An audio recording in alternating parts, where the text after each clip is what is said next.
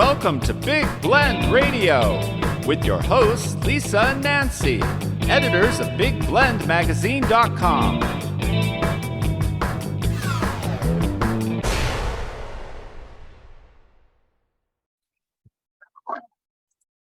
Hey everybody, welcome to Big Blend Radio's first Friday Toast to the Arts and Parks show. We do this every first Friday, obviously, and we do this with the National Parks Arts Foundation. And our real focus is to talk with artists and residents in different park units across the country. And this year marks 7 years of doing this show. This is our 16th year of Big Blend Radio and 7 years of this specific show with the National Parks Arts Foundation. It's become kind of an annual thing now to kind of celebrate these shows because the artists that stay in these residencies in parks are amazing. And the conversations we have are incredible.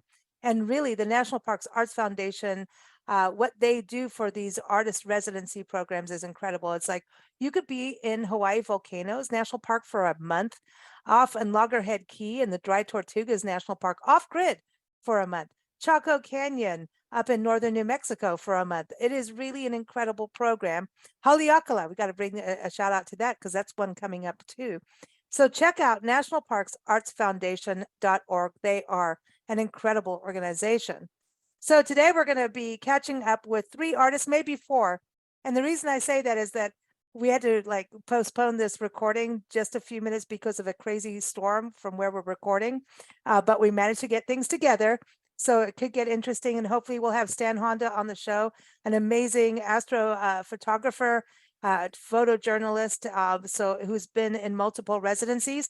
So hopefully we'll get him on the show, but if not, maybe we'll have him at the end. We'll see what we can do. But we do have Anna Glynn all the way from Sydney, Australia. I know she doesn't want me to say down under. She might hit me through or slap me over the head across Zoom here as we record. But I encourage you to go to her website, Anna Glynn. She's gonna sort me out any second. But we first talked with her a couple years ago when we did a reunion of all the artists on Dry Tortugas, because going to Loggerhead Key off grid is really quite that's, I think, probably the most unique residency that they have through the National Parks Arts Foundation, because you are off grid. You have to learn about hurricanes. It's pretty cool. So welcome back to the show. Should I say Anna or Anna? Anna. See, Anna. Yeah. For some reason, I went South African just because you're in Australia. I don't know what happened. That's all right. Hey, you were close to me when we lived there, so that's kind of why. All of a sudden I went, ooh, South African roots. I don't know why, but you guys were close, and we had a lot of Australians in South Africa and vice versa, I think. How many South Africans do you think are in Australia? I have no idea. No. Yeah. But even your accent makes me feel like I'm back in South Africa. See, that's weird. Yeah, but see, the thing is, we all think that we don't have an accent. And now I'm going to say, yeah, I know it's true, but we're all connected. And this is what's cool about this program is that this artist residency program, how it is international. It may be the National Parks Arts Foundation in this country, but they really are open to state parks too, national monuments and all kinds of places. But I think what's incredible is that they bring artists in here, and then artists, you're from Australia, came over here, but you've taken your art around the world, with what you do. So it's pretty amazing. Yeah, I just think it's, and a lot of it is with different national parks in different countries as well.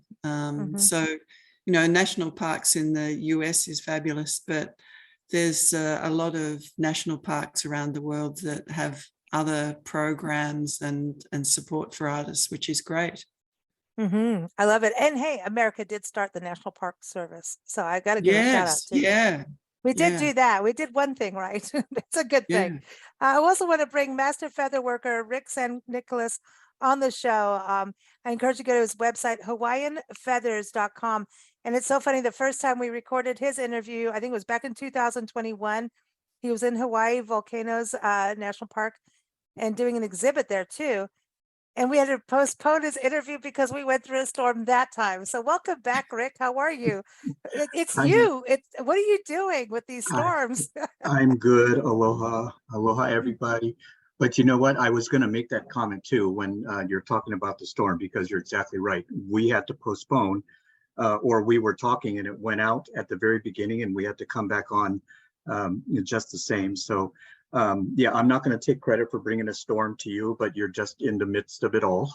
You know, and Because we're in a different place. I mean, last time I think we were in Johnson City, Tennessee, and you were in Hawaii.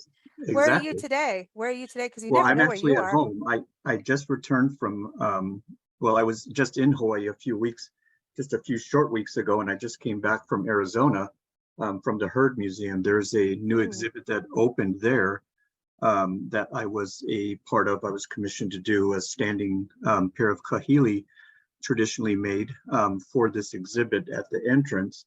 And I was there about 3 weeks ago to do the build of the kahili, because certainly you can't send the kahili there. They're 10 feet tall, you know, and of course all of the branches had to be assembled while I was there at the museum. But the museum exhibit just opened up this past weekend on Thursday, Friday, Saturday, and it was the very first of its kind too. The exhibit is called He'inalu, and He'inalu is surfing, and it's about Hawaiians' claim to surfing, and Hawaiians' claim to, you know, as being the inventors of surfing also. Mhm. And you know, and then people, you know, a lot of people who do know Hawaii and the culture, of course, will ask, well, what are you doing in an exhibit, you know, that is featuring surfing? You know, and of course, my comment back is always about the ali'i, all of the you know, the royalty of Hawaii, on just about all of them, male and female both, which were, you know, which that was one of their most favorite pastimes, was being in the ocean, surfing, cliff diving, and doing a lot of water sports. And so at this exhibit in particular, there were some of the ancient boards that were put on exhibit there that came from the Bishop Museum, and the boards were, of the two in particular, among many others, there were the board that belonged to Prince Jonakuhio Kalanianaole, and then also a board that belonged to Princess Kaiulani, and both of those boards were on exhibit there too. So at the point of where an exhibit space or anything that is going to represent the ali'i of Hawaii in its old days and in today, in respect to that, it would be appropriate to have the kahili there, you know, to say that as soon as you walk in this room, when you see kahili, and they were the very first things that you would see right in front of the exhibit name, He'inalu, you'll see a pair of standing 10-foot tall kahili, with black and natural black rooster tails, and the natural brownish reddish color of the saddle hackle that are also from roosters, which these feathers were used in old traditional kahili that are known to exist, and of course are on exhibit at the Bishop Museum in the Kawananakoa Kahili room. And so that's why that you would see the kahili there. So when I did a talk, a scheduled presentation at that point of the exhibit, with a lot of people standing there to, of course, just to hear the story and then to see what, you know, the work that I had there. When I explained that, just about everybody did not know, except a handful of Hawaiians that were there. So it was great because we were able to share just that little bit about our culture, you know, and about Hawaii, and what, you know, what may have been very important during those times, in ancient times of Hawaii. But today they're still represented, they're still respected, and you know, and people still want to know that those things are going on as Hawaiians. And so that was my most recent thing. And right now I'm just sitting here. I switched from working on a feather cloak yesterday that I've been working on for a client to a feather cape that I was commissioned to do just this morning. You know, and it's such a special, you know, special commission and an honor, that what I was asked to do. And I wasn't told I couldn't say anything about it, but it'll be coming out very shortly. But it is going to be for the it'll be for the memorial service and the funeral service of the last recognized reigning alii, which was Princess Abigail Kawananakoa. So the cape I'll be making, although she has just recently passed last month, is going to be put onto her, will be displayed on her casket and during her memorial service and during all of the viewing and the burial at Mauna Ala. So that's special. And I, speaking of Hawaii too, I want to go to Mary Babcock. I want to bring her on the show. I know she's got a short time too, and she's busy having an exhibit now, but when this airs, which won't be that long from now, but it'll be ending. But Mary was on our show not too long ago, and I think one of the most recent artists in residence in Hawaii Volcanoes National Park. So I want to bring her back. She is a I'm going to say she is a multimedia visual performing artist, a little bit of everything, and an educator. And you can go to marybabcock.com. So welcome back, Mary. How are you? Good. Thank you, Lisa. It's really nice to be back. And you're in Hawaii, right? I mean, I am that's still where you in live. Volcano. It's hard to leave this place. I'm still here, which is an amazing time to be here between Mauna Loa's eruption and Kilauea now. It's like a amazing time to feel Pele's presence on the island here. So I feel very blessed. Yeah, I know there's a lot going on over there. I mean, I think this is really interesting that the three of you are on the show when, you're all connected. I mean, it's that side of the world is all connected. And so I think that's really, really cool. But Mary, tell us a little bit about the exhibit so people know, because this is part from your residency, right? Yeah, I have an exhibit up from December through January at the East Hawaii Cultural Center in Hilo, which is just an amazing art center that Hilo is blessed to have. And it's a number of works dealing with a range of different ecological issues around the Pacific, including some of the work I learned here, work inspired by the Kahuku unit of Volcano National Park in particular. And also some of the sister islands here, some of the issues around the Marshall Islands and the ecological and social and cultural issues there. And then last Friday, we did this really interesting, fun event where it was sort of to bring the works alive, collaborated with two musicians who composed new work for the show, and then a series of other readers and a dancer, really sort of speaking for the works, or sort of thinking of the works. What do they talk about, after the lights closed in the gallery at 4? So that was really great to have, be able to collaborate with some local folks here, and have, the community come out for that. So that was really fun.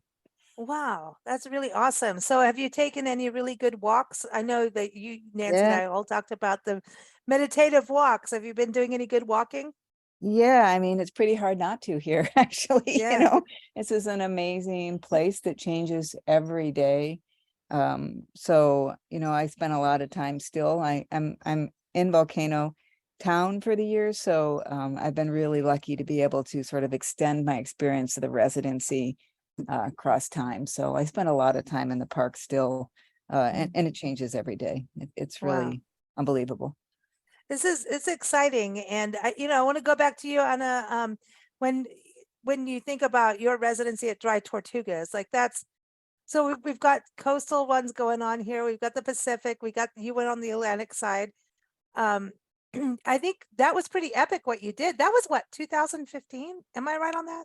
Yeah, I think, it was 2015, and we were the first artists in residence. So I was accompanied by my husband, Peter Del Mazzo, who is a scientist, biologist, and luckily he'd also been a mechanic in a previous life, because, we as the guinea pigs, I sort of say kind of jokingly, but we had to make sure that everything was operating, the D-cell unit and So I think it was good that we were the first ones, because we had the ability to try and sort of make all the mechanical stuff work and dive underwater to unblock sort of the inlets for the decel unit. And but we had to delay a bit because of storms and stuff as well during that residency. So it's amazing, the weather.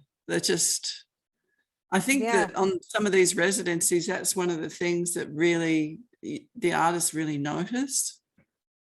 I want to say that it's interesting because, I mean, Nancy and I travel the country full time, and Nancy says hello, everyone.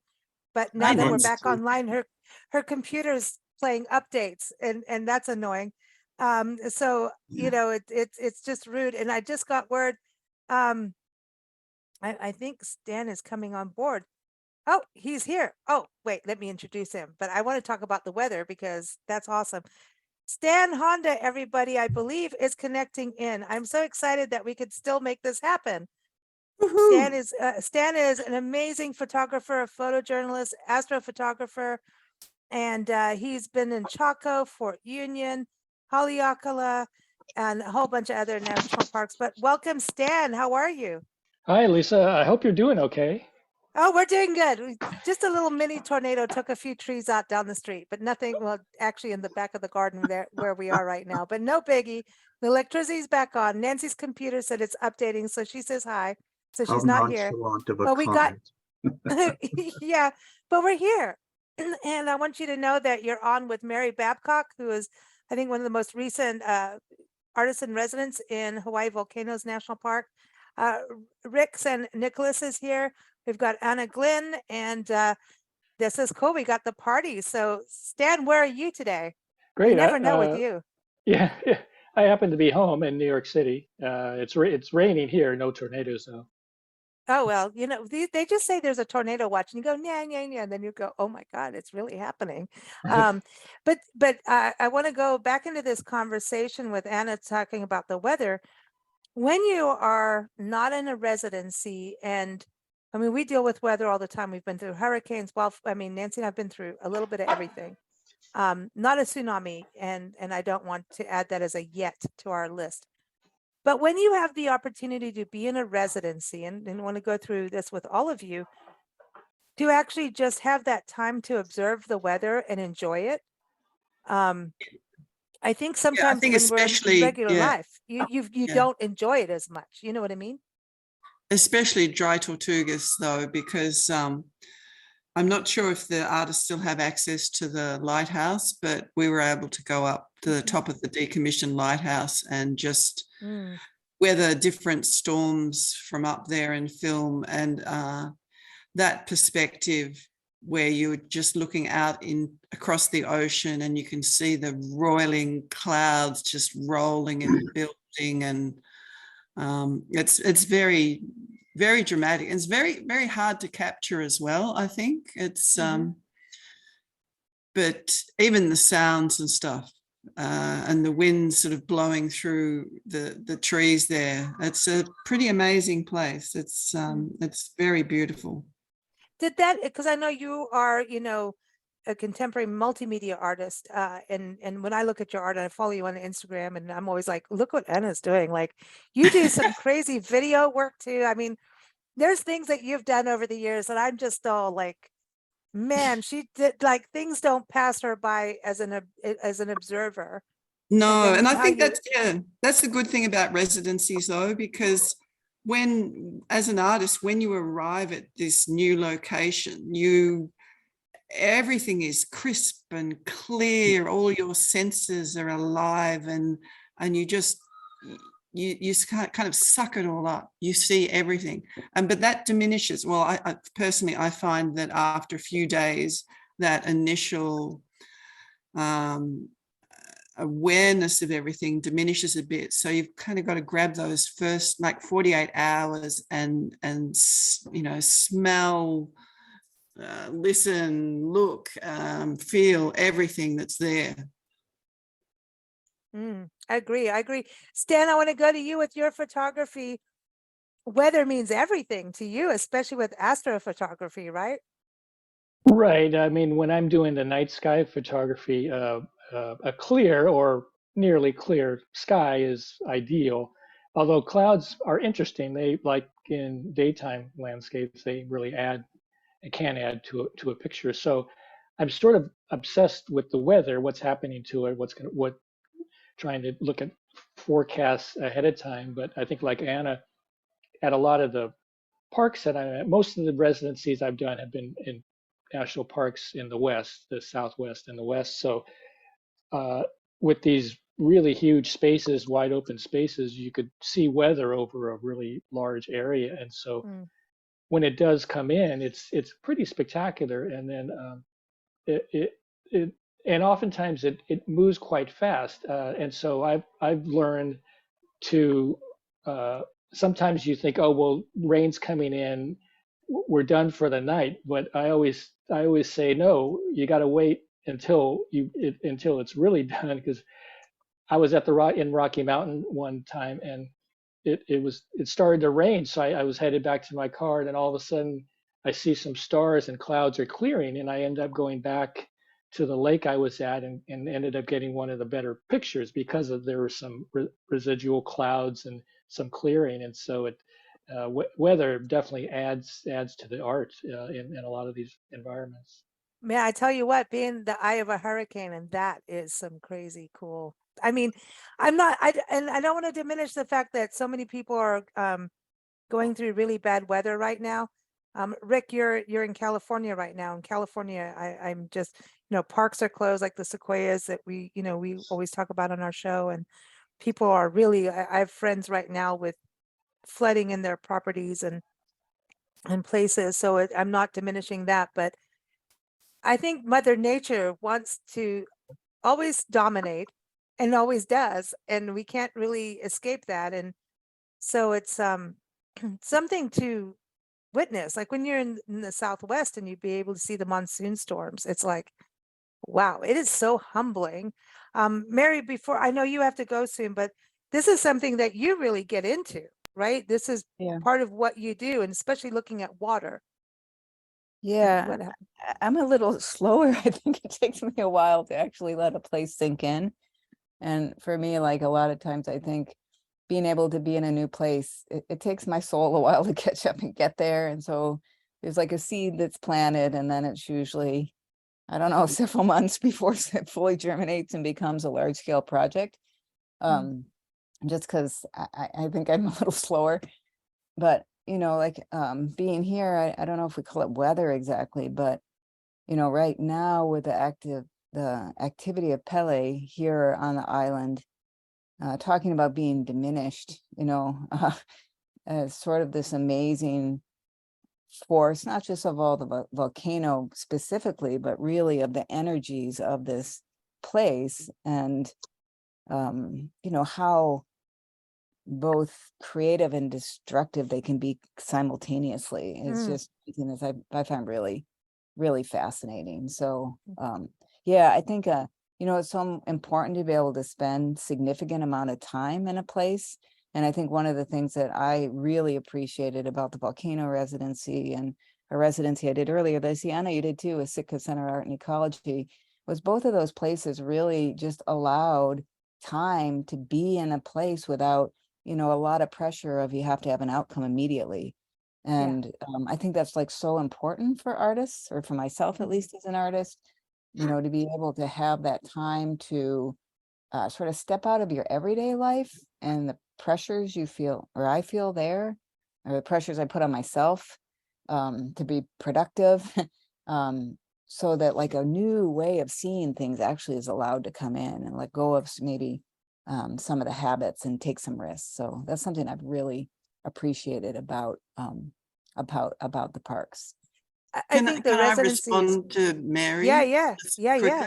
Talking about Sitka, I don't know, Mary, if you got the same speech when you arrived, because you'd write your application, and we got there and there was a group of us, there's writers and musicians, and they gave us the tour, and then they said, well, look, we loved your submission. Now you can forget it if you want. And that was the best thing that Mm-hmm. a residency could do, because everyone just went, and it was like a breath of fresh air that you didn't have to stick to that preconceived plan. You could just respond or do whatever. So I think that's a really brilliant thing. Yeah. That's something we find with just about every artist we've interviewed over the years, is that they had this, this is what I'm going to do. And Mother Nature will tell you differently. But I want to go to Rick on this, because your work is such cultural heritage, right? It's such historic work. Do you get influenced by things like the natural elements and the climate and what's going on with weather and what's around you in a place like a residency like Hawaii Volcanoes National Park? Well, yes, I do. And I've been doing my work for a long time with ancient Hawaiian featherwork, but when you're in the presence of in my case, of the forest, and being right in the middle of the forest at Hawaii Volcanoes National Park, there's so much influence there. So on my last residency that I had done a couple of years, I think it's 2 years ago now, but there were still in COVID shutdowns and everything else too. I wasn't able to actually really do an exhibit that I had planned to do, but I was okay with that. But while I was there and doing work, I mean, I had actually built and made an entire feather cape, a battle cape actually, which is like a short feather cloak, and it just came to me from driving, and I was driving from the park area down to I think it was down to South Point, going down that direction towards the Hale. And then at the time I was driving, the rain started to come. It started to drizzle, and then it was a good rain, and then it just turned to be just a steady, easy driving rain and so forth. But I was driving through the lava fields up Hoi and going through that area where it was still, fresh lava, being, a number of years, but still nothing growing, just the cracks that were starting to show, and you'd start to see the ferns and the ulua come up from there, the plants and just different things starting to grow. And, and then it just really influenced a thought in my mind of a feather cape, and especially a battle cape, because it was such rough terrain. It was the colors that really got me in the motion to do the work that I did. So I designed a cape while I was there, and I built it, and all the feathers that I wanted to bring with me to work on a feather cape of, one or two different designs. I had everything I wanted, which pretty much came to life right there. And I finished that cape. I've exhibited that cape, and I tell the story, and people would totally understand what I'm talking about when you talk about how your surroundings influence your work as an artist. And the same thing when we were, before they shut down, the building, the Ohio wing, to change into the, to work towards the Parks Museum that they were doing, because I don't even think that that's opened yet. But I know that they were doing work. But in that room, that was kind of the entryway, is where I did my first residencies. I was the first artist in resident for NPAF, and as I did that, I was consecutive for 3 years doing it there, and my work was done in this small room. And the room was, it was really a dark room, and it's very, the work that was in the room. I mean, the old wainscots walls, the types of windows that they had, the lighting was next to nothing. Every time I came, I'd have to light up the room, just so I could work, let alone for people to see. But I was able to do a lot of exhibiting, and had groups that would come in and want to come in and see the artwork, but then have a lot of questions and so forth. And it ended up being really good. But they have the giant ferns that are out in the forest there, and our building that I was in was up against a lot of those ferns. And so during the afternoons, when the winds would come in, then you would see the ferns just rocking and rocking. And then all of a sudden, while I'm working near a window, then I'll see a bird, and I just see it flash by because it's bouncing in the wind. But then when it bounces again and bounces again, the birds are looking in the window, and that's what they were doing. And then seeing that, once again, then that's actually another bit of inspiration and such too. But the three birds that ended up being on this same branch that we're looking were Iibi, and Iibi, of course, are the native Hawaiian birds, but they were very much a huge part of the cape making of ancient times of Hawaii, the reddish crimson color birds, and so I would see them and they were there. And if I didn't know any better, they're looking inside because they're seeing what's in there. I had feather capes, I had feathers all over the place, feather lays and so forth. And animals are very inquisitive. And so when they see something that looks normal to them, they want to see, of course, if it's like hey, one of your family that's in there or something, or other birds, and they want to know. So if you pay attention to some of those things, they really are influential to your work. And just on a real quick, one more thing is that in those first 3 years where I stayed, I didn't stay in the house that we all have come to know. And if you've been in the at Hawaii Volcanoes National Park, but I stayed in the small cottages in the park. So at nighttime, of course, everything is, in nighttime, you just have your lights from your buildings. But if you turn your lights off, you are in pitch black, can't see your hand in front of your face, kind of dark.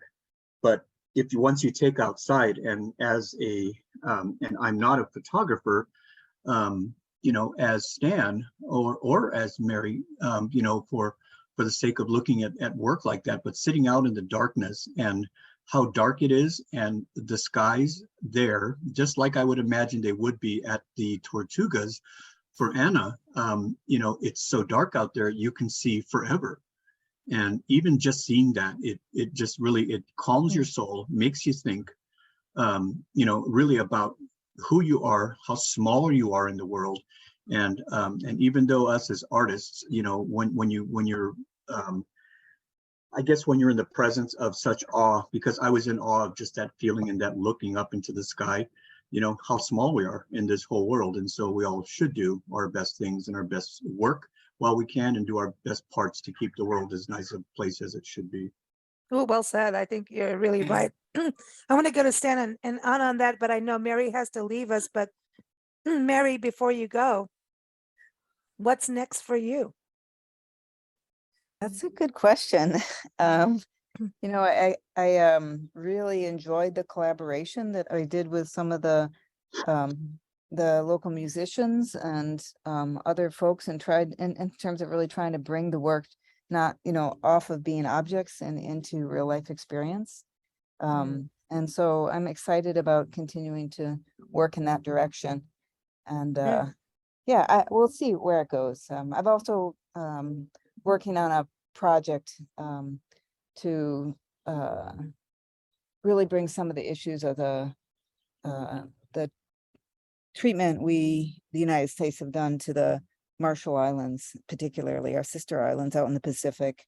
And, I think all my work is really trying to bring forward stories that otherwise aren't told. So I guess that's the theme. Ooh, you've got a good connection with everybody on the show with that. And yeah, that will end, Stan has done a lot on that too. And not just on the islands, but on American soil. And so, yeah.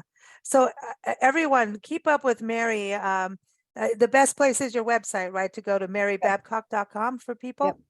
Yep. Okay. Keep up with Mary there, and please stay in touch with us. These are reunion chats, but NPAF artists are always welcome on our show with anything that's going on.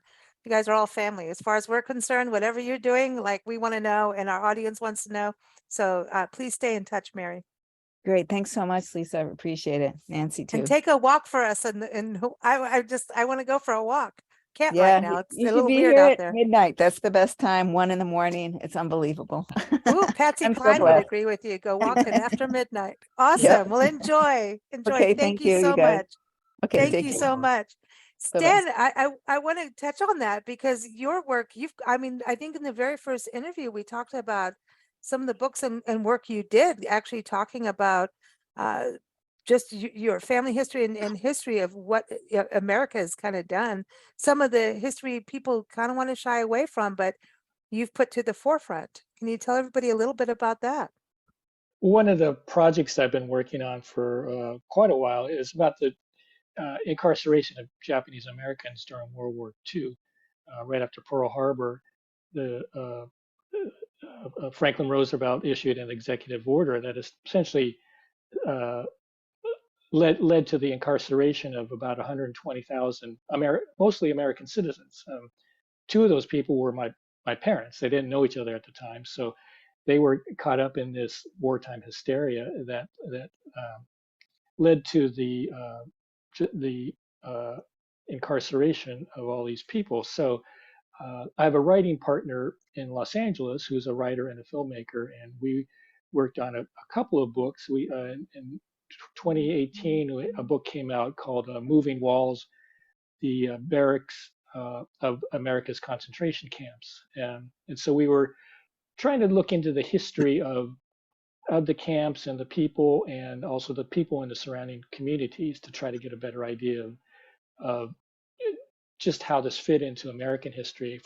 For Sharon, my partner Sharon Yamato, and I, it's both our family history, our parents, aunts and uncles and grandparents were all incarcerated. But for us, it's also, we see it as part of American history, and which, like you said, Lisa, it's not well known, not very well taught in schools even now, which is really too bad, because it kind of can teach you something about both a lot of different things: immigration, the power, the presidential powers of government, but also a group of people who very few people stood up for at the time, even though their constitutional rights were being taken away. So there's a lot of, I think, education to go on. And Sharon got a grant.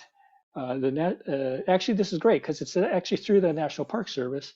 They administer 3 of the sites that were camps where Japanese Americans were held. And so over the years, they've created what they call the Japanese American Confinement Sites Grant Program.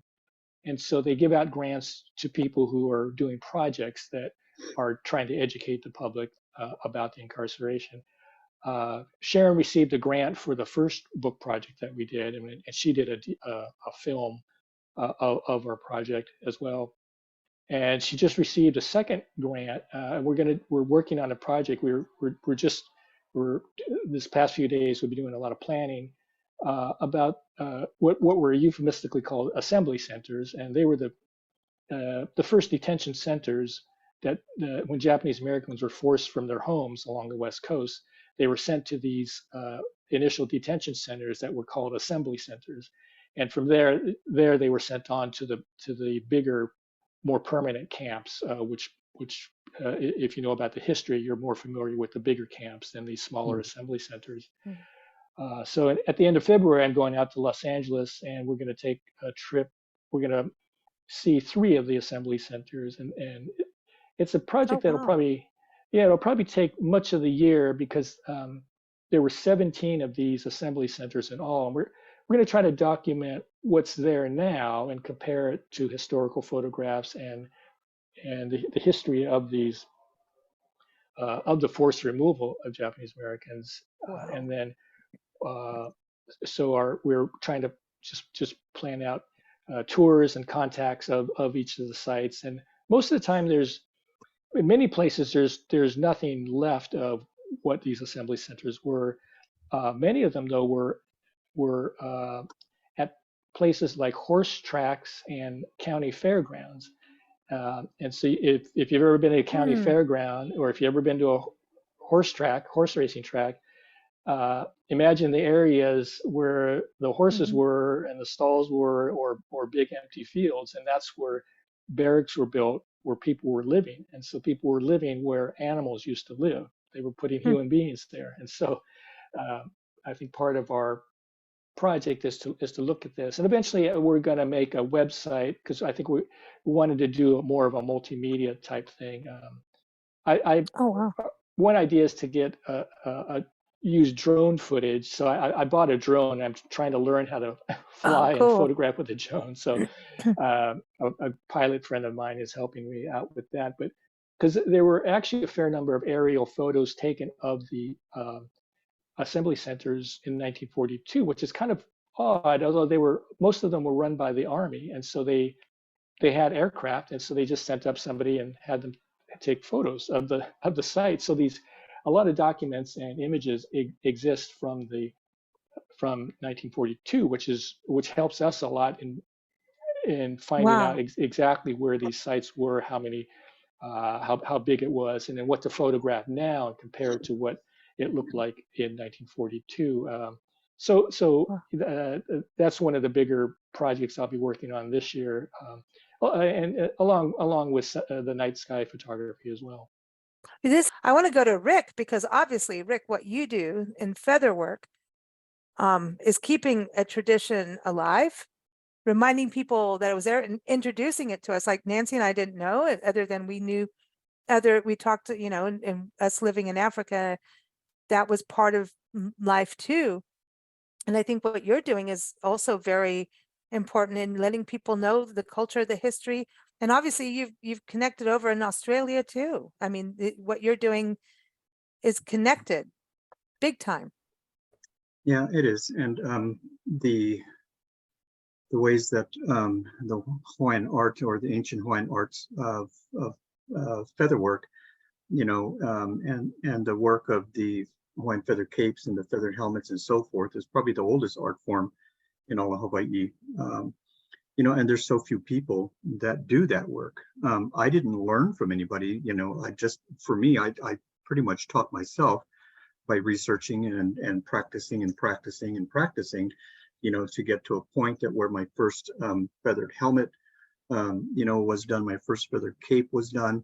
And then, just continuing that work, just so that what I can do is to go out and share the work with the public in Hawaii or here on the mainland side, or in the world, meaning just going out and doing the small work and installation that I did in Australia at the Australian Museum. But for people in Hawaii, which is, Hawaii's culture and it's Hawaii's people, and if I had a gun to my head saying, you need to give me 10 names of people who know this artwork or you're going to die, I'd be dead, because I didn't know 10 people. Although I know there are others that are out there, I probably could have given 5 names of people that I know who have attempted to work, tried to work, and have completed in some way the completion of a small shoulder cape, to the point that where now, I'm sure it is. I've been told, I don't just, brag on it at all, but, I do have probably what's known as the largest private collection of Hawaiian feather capes in the world. I mean, I have 20,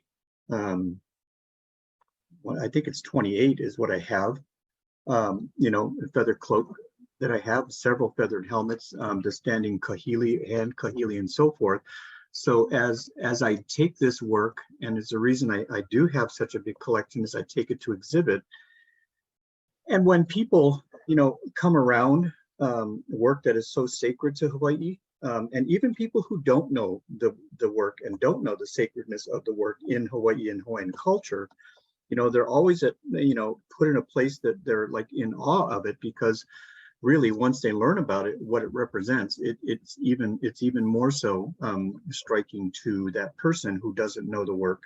But even so to Hawaiians in Hawaii, when I do show, and I do have exhibits, I have public exhibits in a number of locations. I just finished setting one up in what month is this? January. So in December, at the Hawaii Convention Center, and all of their art cases that are on the 3rd floor. I have a large collection up there. And just did that, and I just got emailed today that we're looking at the the opening date of this exhibit, like as an announcement to the public.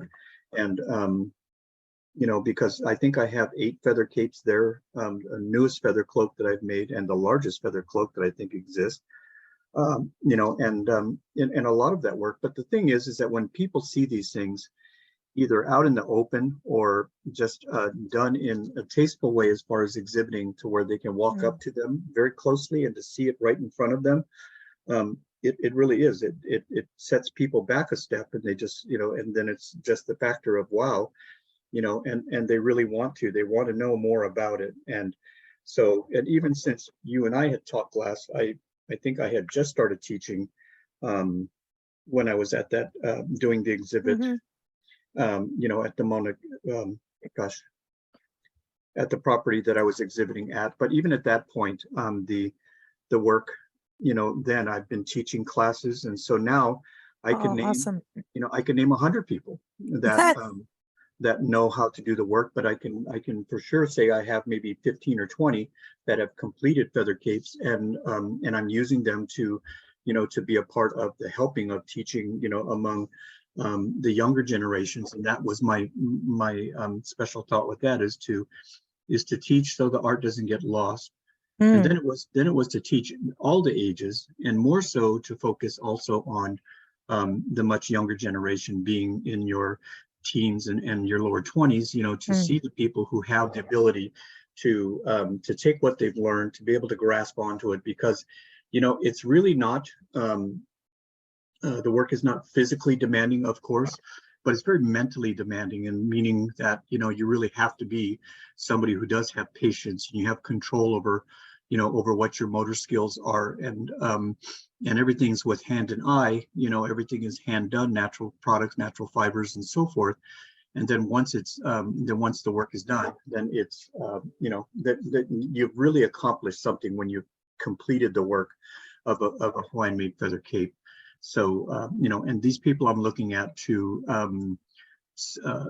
a handful of them, if not more, as they grow. But those people I want to teach into being alakai in the Hawaiian term, but meaning, of course, to be, the assistant and the learners that are coming up, to be able to learn and see what this and to be able to help with the progression of the teaching, and to perpetuate it into the future, so that this art form doesn't get lost. I love that. At any point right now, it is at the point of getting lost. I love that, especially with the youth, because I think it's also something that you can do something other than get into shenanigans, though we all can use a little shenanigans here and there. But I wanted to ask Stan and Anna this. Anna, when I look at Rick's capes, there is something very tactile about them. And then there's a side of me that wants to photograph them and like create art upon art. And so, Anna, I want to go to you first. Do you want to, when you look at these capes and the feathers and how they're tactile, but then you don't want to be over tactile out of respect, you know what I mean? There's like something about these capes. Like I want to paint, I don't paint, but I do photography. Nancy would want to paint him, but like I want to, I don't know, but I want to paint the capes, like not on them, but do you know what I mean? Like I want to do something with it. Yeah, like no, I've been admiring Rick's work and looking at all the layers, and I sort of my response was, wow, that would look fabulous under macro photography, sort of making all of those layers like there are layers in a landscape, or sort of moving through the feathers. So I'm really excited by it. I know she's gonna make it like a whole new thing and make a video and like all kinds of painting. Thank you, and Anna. it's true. Like there's something about it. I don't think in a photo, like a small photo, you get it. And also slow motion footage of the capes and sort of in movement, because that would just be so beautiful. Yeah, I agree. Stan, what do you think? Talk, Rick. I know Stan, I know that's a different kind of photography, but you do all photography, really. Like what I mean, those capes are special, right? I mean, definitely. Definitely. They're very beautiful, and I think just the patterns and my initial thought though is that I really want to see one of these in person.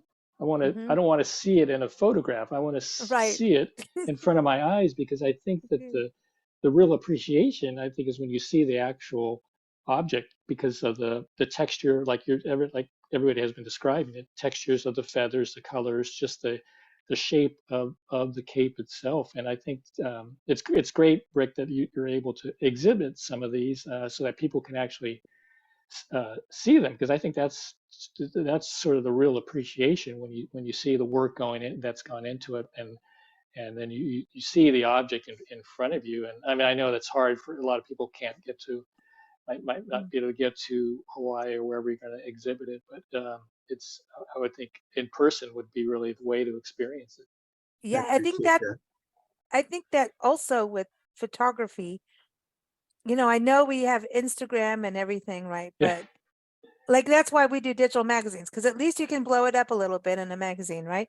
But like, unless you have it tactile or actually on the wall, there's something about that. I mean, what do you think about that, Yeah. Stan? I mean, Instagram is great for photographers and for artists and everything. And Facebook, people will download your stuff and try and blow it up and then really ruin it.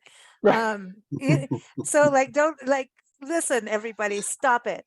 But just stop it. The photographers take raw footage that is like, like gazillion megabytes that, I don't do because I can't.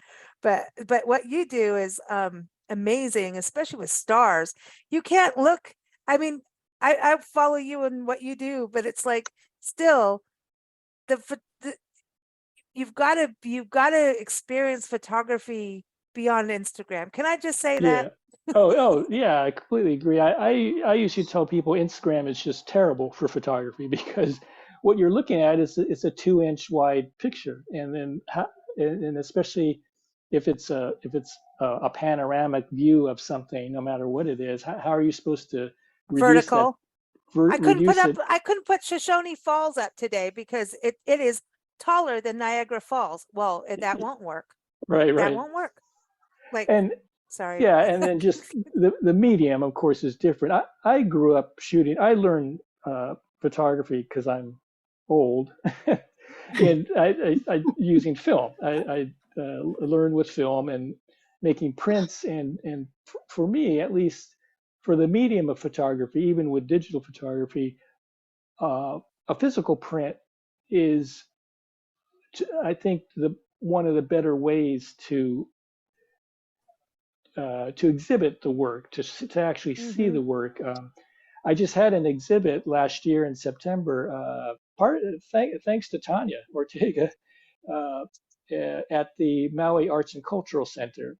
When I was at Haleakala for the residency in 2019, the gallery director had seen some of my work, and so I met with her, and she said, "Can we have an exhibit of your work?" She really liked the night sky work, and I was doing a lot of work at Haleakala in the crater. So after a few, obviously a pandemic got in the way and some delays, but we finally had the exhibit in September. Oh. And so I had 25 prints made, some very, very large, 40 by 60. I had 3 panoramic images that were 95 inches wide. So just the sheer scale was much bigger than I had done in past exhibits.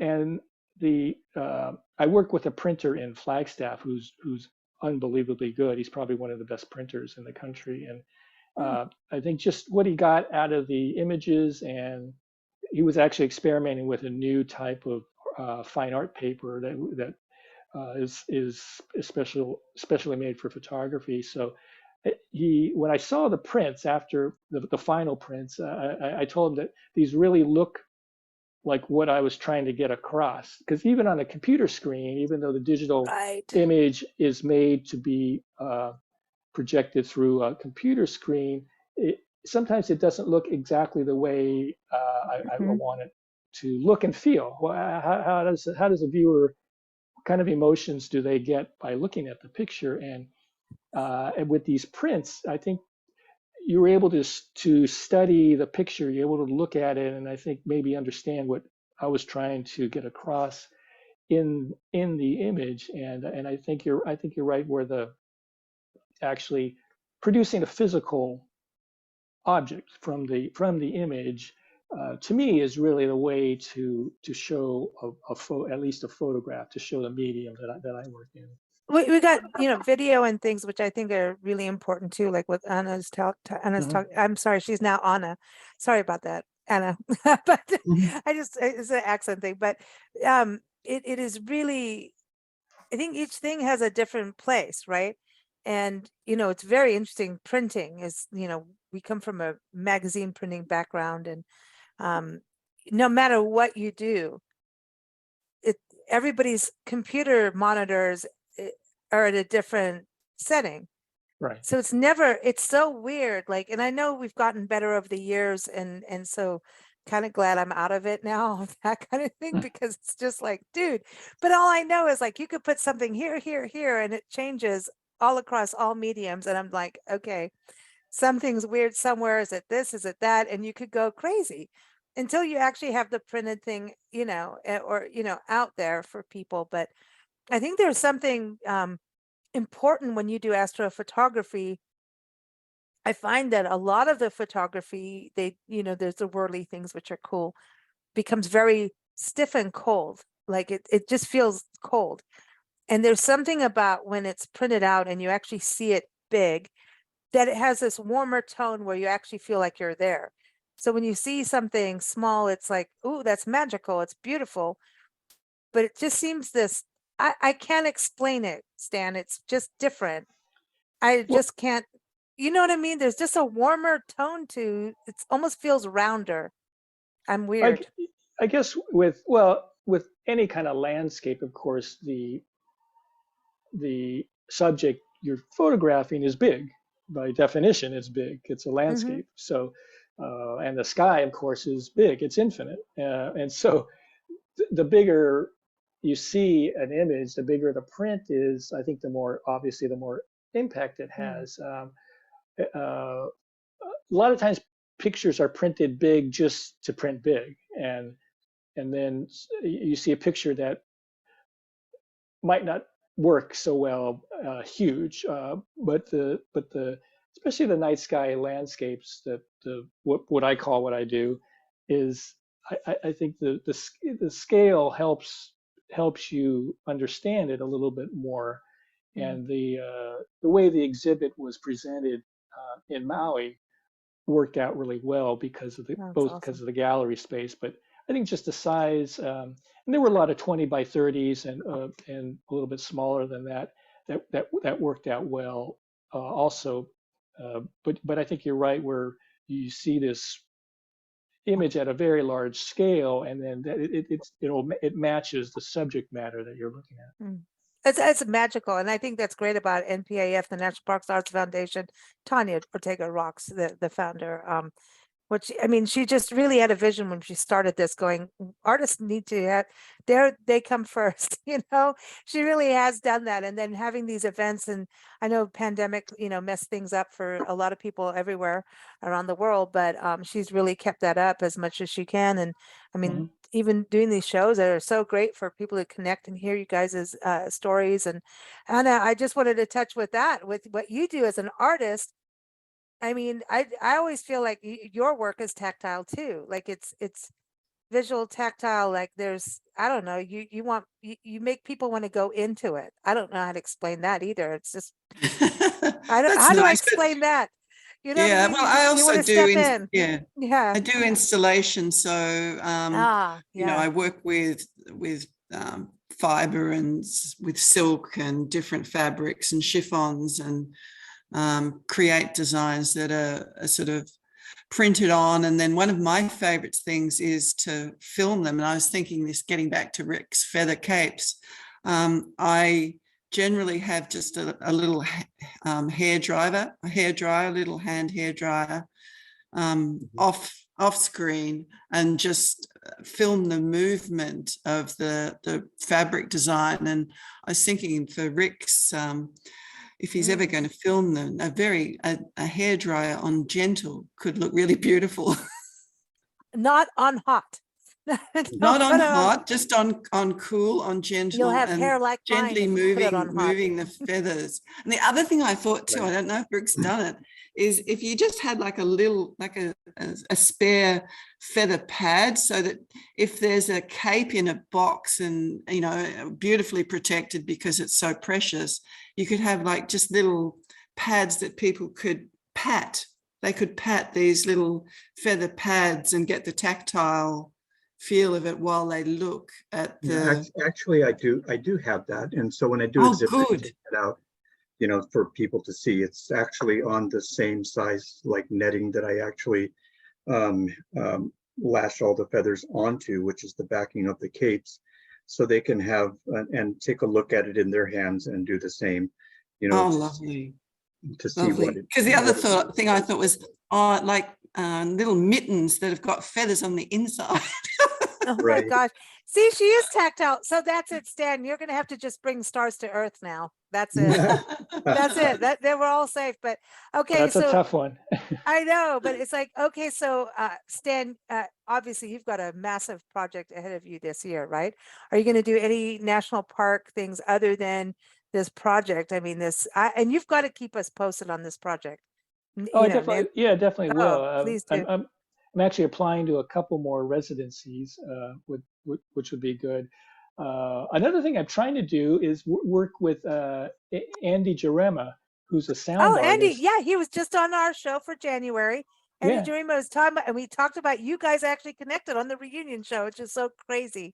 Cool. Yeah, I mean, you introduced us, which is great, and then we've been slowly talking back and forth, trying to work our lives, and then also trying to collaborate. And I have these time-lapse videos of stars movements, and Andy's sounds and music I thought would work perfect because I really don't, I'm not really into the more traditional Western style music that goes with these videos, but his music and mostly sounds are, I think, really work well. So I put one together, and I'm trying to listen to his other pieces and trying to match them up with other time-lapse videos. So I'll keep you posted on that too. That's exciting. I love this. That's what the National Parks Arts Foundation is, like this giant family of amazing people that create amazing, amazing work and keep us grounded in history and bring us back to our roots, but also throw us out there and go, oh, we got to look at the wide open world, the natural world. I think that's what's so beautiful about this whole residency program and the arts in general. But Anna, I see that you're often running in residencies. Yeah, well, it's just catching up on the COVID years, really. There's a couple of residencies that we were meant to be doing, and they're finally going to be happening this year. So I'm heading off to the Arctic Circle. Whoa. And I'm trying to work out the pronunciation, Kazakhstan. It's in Lapland in northern Finland. So it's actually a luxury resort, but they have a residency program where they give you a cabin for a month. So we're heading there, and that'll be really interesting. Just congratulations. Totally. That sounds like a lot of fun. Say hi to the abominable snowman for me. yeah. Well, we're going to be there in summer, so it'll be sort of very different. We won't get those northern lights. I don't think we'll get much chance to see those, but I think that'll be, even just getting there from Australia. That's a long haul. That's a long haul, and it's a big journey, and it's kind of exciting planning how you actually manage to get there, and really looking forward to that. And I've also been commissioned this year to create a video work for an orchestra here. So they're going to be touring later in the year. So I'll be creating a video in response to the music that they're going to be playing in their concert tour. So that is super cool. Like Pink Floyd, rock on, dude. Like it's still going. Like I'm sorry. I'm sorry. Well, come on, they did kind of start the video. Well, not all, but they were like pioneers of it, really, right? The wall. Video. Remember the video clip for that? Yeah. I remember watching that as a little kid, going, "What the hell, man, is going on here?" And then I had to watch it again and watch it, and I'm like, "Oh man, these guys are crazy and cool." But like then, like concerts, the imagery behind that, I think there's a whole that's a whole other art form that never gets talked about. So that is I want to see because. Ooh, that is so cool. That is so, and I think it's really important because like for them to even film, like if you can't be there in person, but to film the orchestra and then have that too. So again, it's like art upon art. Seems like we're multi-layering tonight. I like this. We're layering. And it's the Featherman is here. We haven't tied it down yet. But there is a chance to work with a composer as well. So working from scratch. So I've actually just got the email drafted to the director of the orchestra saying, well, that's kind of my first choice if that's a possibility. So everyone keep your fingers crossed that might come Yeah, through. that's very nice. Yeah, it sounds like a great project. Absolutely. See, Rick, I think you may have brought the storms, but then you did all the layering work tonight. I think that juju is part of you because you're playing with feathers. I'm not saying playing in a lighthearted way, but I mean really Right. you're working with feathers and you never Well, know. I mean, that's the thing. It's layer on layer, right? That's what I was doing the last time we talked, was working with feathers, and I'm actually doing that right now. Oh, as we're Oh, very talking. good. What do you have in But your hands? What kind of feather? I'm working with pheasant feathers today, so I'll be working for this cape for the Princess Abigail. Mm. Um, Feathers from the Lady Amherst pheasant, and then from the Chinese golden pheasant also. This cape that I designed will be the main body color being the goldish yellow color, and then the motifs will be in red and black. Mm. And the unfortunate thing is that I don't have much time, so I will be working probably about 20 hours a day on this until I get it done. No, but I will be working a lot on it because I actually have to be on Oahu with this feather cape by the 21st of this month. And I Well, just, with that, we're getting off the show. He's got to go to work. Right. Oh, Rick. like I said, I'm working as we're speaking. So, and even if we were on video, I would be doing this because it might have even have been an interesting part to see Oh, yeah. I is wish we the could. building of the foundation. So, Oh, well, you but can yeah, always come on and show us on video. We can always do, listen, you guys, please, like I said, you NPAF artists are all part of family to us. And anything that you guys are doing, always stay in touch. We always do these reunion shows now. It's kind of become a annual thing. And it's always cool to have all of you on the same show together. I think it's just so interesting, you know, and it somehow always connects in well, some ways. it It's really is. magical. And I learn a lot from, this is the first one I've been on actually with other artists.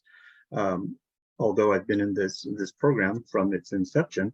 So for me, you know, it's really fun to meet people on this and to see what their work is for, you know, with Stan and with Anna and you Mary know, too. and the work is, and it's just really cool, you know, because even just the ideas of what Anna would bounce off and then what Stan would talk about and doing photography and such too. I mean, gosh, if you guys are ever in California or if I'm ever in your neck of the woods, yeah, just contact me ahead of time. We'll see if we can get together and do something. It would be wonderful. Tanya just needs to have a national park that can fit all of us in. Yeah, that's great. And I idea. want to be there. Nancy and I want to be there. We want our little cove so we can just do podcasting all day and music at Oh, night. You know, Oh, sure. we Yeah. want to. I want to be part of the music scene. You know, that's my thing. But I Mhm. want to do that, and then Stan can really take me out there. Like Stan, I think Stan, you were the first person who ever got through to me about shutter speed, like and explained it on the first time he was on the show. And it was like, it was so cool. And then I got off, I'm like, I got what he said. You know, it's like he taught me stuff that, you know, he taught me so much. And it's like, wow, okay, I've got some, you know, but I'm sorry, but my night photography totally sucks. When I look at your work, I'm like, okay, but I'm gonna keep going. I'm gonna keep going. But It's just practice. honestly, it is about practice. And I think, you know, Godspeed to everyone in the creative arts. And I want to just before we gotta go, but and especially he's got feather work to do. He's the master. He's got to get it done. He's got to get it done. You know, Santa's gonna come down from the North Pole and tell you, Rick, go, go, go. He'll send you some elves down. But they have hammers. You may not want them. No. But yeah, we don't need that. But you know, that there's an interesting thing of the arts, and sometimes people have this and they need to do it and they need to break free from it, and it's kind of a different question. You know, you really have this drive for the arts, and maybe you're really good at it, maybe you still have a lot of work to do. What would each of you say to someone who's like, you know, I just really, they need to go over and embrace it, like don't be a baby about it, like get in it if it's something you really want to do. So I will start with you, Stan. someone who really is into it. It could be a hobby and they're really, really good, but they're scared to go for it because, oh my gosh, like, I've got to feed my family. I've got to do this and that. You know what I mean? So all the ifs and afs and all of and feeding families is an important thing. So I understand, but sometimes we don't get past our little voice in the head. What would you say? Yeah, I think because people have this interest, and if this is really what they want to do, I would say just do as much of it as you can. Practice, talk to other people, just create, just keep doing it. Whatever you do, just do it a lot. And I know that I think for artists, we have to do what we do. I mean, we can't not uh, take pictures, paint, uh, make capes, things like that. We can't not do that. And so if somebody who's sort of at the non-professional level feels that way, I just say do as much as you can. I'm working with a younger photographer who's like that, and he'll just read everything and he'll do everything. And I think it's the right attitude. I mean, obviously you have to work within some constraints sometimes, but uh, I would just say just do as much as you can and talk to as many people as you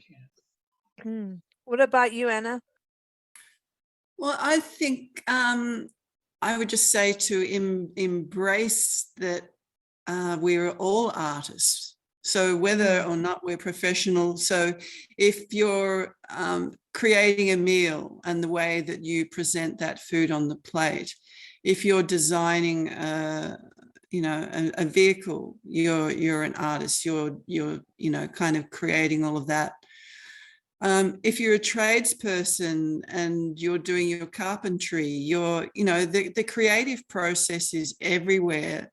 And I think it needs to not be seen as an alien sort of particular special thing so much, but for humans to realize that everyone every day in some way is being creative.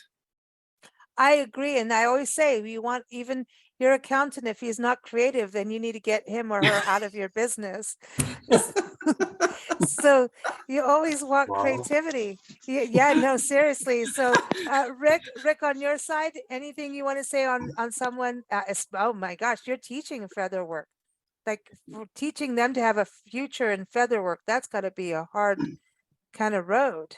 Yeah. Well, and it's not so much, a future in it in a way that, but then it is kind of about the future. And so we're trying to protect and save an art form that is at its stage of disappearing pretty much altogether. That's why I do all this work. So when I have students, and I know that there have been teachers in the past, and maybe there are still some teachers today that teach this work, but they teach it at such a level that if it's not perfect while it's being taught and while they're producing the work, then to me, you're not encouraging the people to go after what their motivation or what their desire is going to be in that artwork. I know that there are people all over the world that are in different levels of what they can do and what they're capable of doing in order to remain a part of that. I would just tell them is to not be intimidated by the people, let's say, that are at the top of the food chain as artists. Stan might be where he's at and he may be on the top of the food chain on his specific work. And so might Anna, and for me, I am. And so I teach in such a way that I tell people that if you're doing it the best that you can and that your work is complete, then you've completed the stage of being a part of this work. And if you like what you do, you should continue, and you should continue doing it as best as you can. And that's all we can expect of you, is to do it the best of your ability, unless your ability changes. And then if your ability changes because you're more motivated by the work and now you've become, in love with your work, then you're going to take other steps to try to, to improve your own work. And if you do that, then you've accomplished so much just to get to that point, and you will continue to do that. And that also extends, just in that motivation part, it'll extend into your regular everyday life, and you might become a better person because of that. Ooh, I love it. I love it. You guys are amazing. And that goes with applying for a National Park Artist Arts Foundation residency that you may not always win that residency, but it doesn't mean you quit. Right. Keep going, because sometimes it's just the odds aren't in your favor, you know.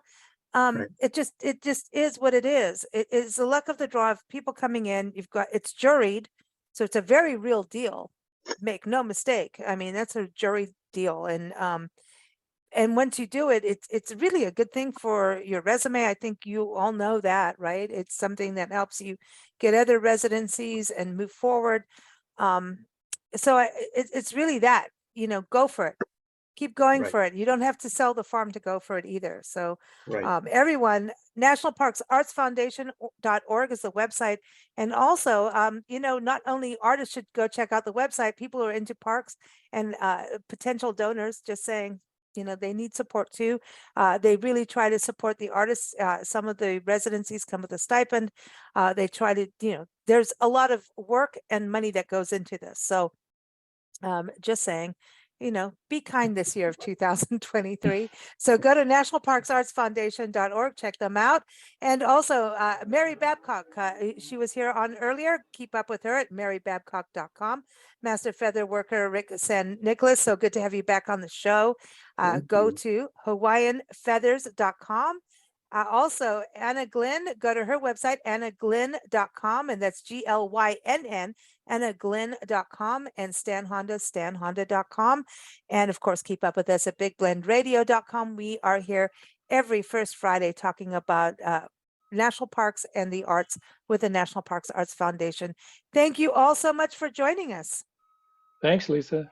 Thanks, Lisa. Aloha. care. Thank you.